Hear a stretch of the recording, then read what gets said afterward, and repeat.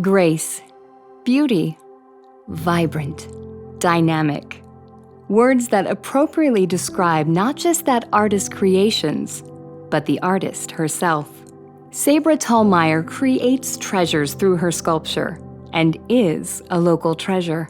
Her sculptures are extraordinary pieces that individually and collectively tell the stories of our community, our state, and even our nation.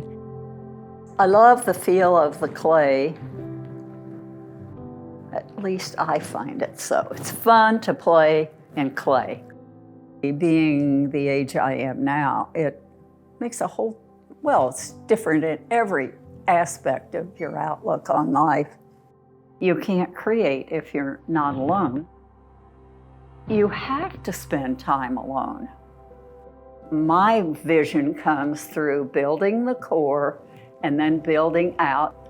I think of it as like a skeleton. Some faces seem to come together easier than others. I never know until I get started. At my age, I just figure whatever comes will come. So it's not the way I used to feel. A Boone County native, Sabra grew up in Columbia at the corner of University Avenue and Hitch Street. She was a happy child that came of age when the town was still a relatively quiet little burg. Life was fun and simple. It was a wonderful place to grow up. We could ride our bikes everywhere, and there were zoology buildings, and we could go in and out of those buildings. We looked at the stuffed exhibits of the animals. And when I was really little, we of course had a sandbox, like 4 or 5. And I can remember going out and playing in the sandbox and taking the hose and kind of wetting the sand down.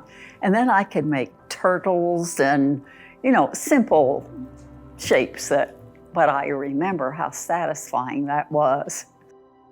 The idea of being an artist was not new in the family. Both her mother and grandmother were artists, and Sabra enjoyed painting in oils and watercolor. Transitioning to sculpture would not come for many years.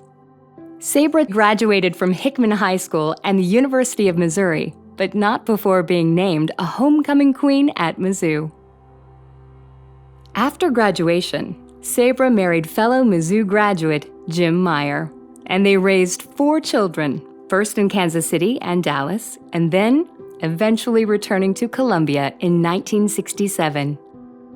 When the 3 oldest were in college and the youngest at Hickman High School, she found she had the time and desire to get her master's in fine art from Mizzou. She was in her 40s, and it was about this time when she began to pursue a lifelong curiosity with sculpture. I look back on it, and frankly, I'm kind of amazed. So actually, I've had 2 lives. One as a wife and mother, and the second part of the second, almost half, has been involved with sculpture. About the late 80s, I had an opportunity to create a bust of someone in the theater department at Stevens College. I was so pleased. I thought, I really want to do more of this. So it just all kind of fell into place. It was just amazing. The artist had found her niche and her passion, and the medium found a master in Sabra.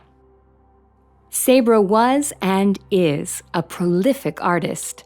Her pieces can be found all over Missouri, including the Hall of Famous Missourians in the state capitol, the Kansas City Chiefs Hall of Fame in Arrowhead Stadium, as well as on the campus of the University of Missouri in Booneville, Moberly, St. Louis, in the Missouri Supreme Court building, and at Stevens College and the Columbia Public Library.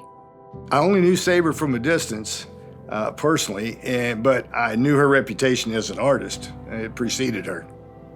First, I have to admit my jealousy.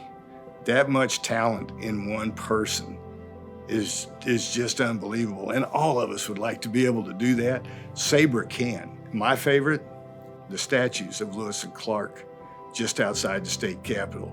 That one is owned by the public, and it is superior. Sabra going into the Historical Society Hall of Fame is absolutely justified. That's where she ought to be.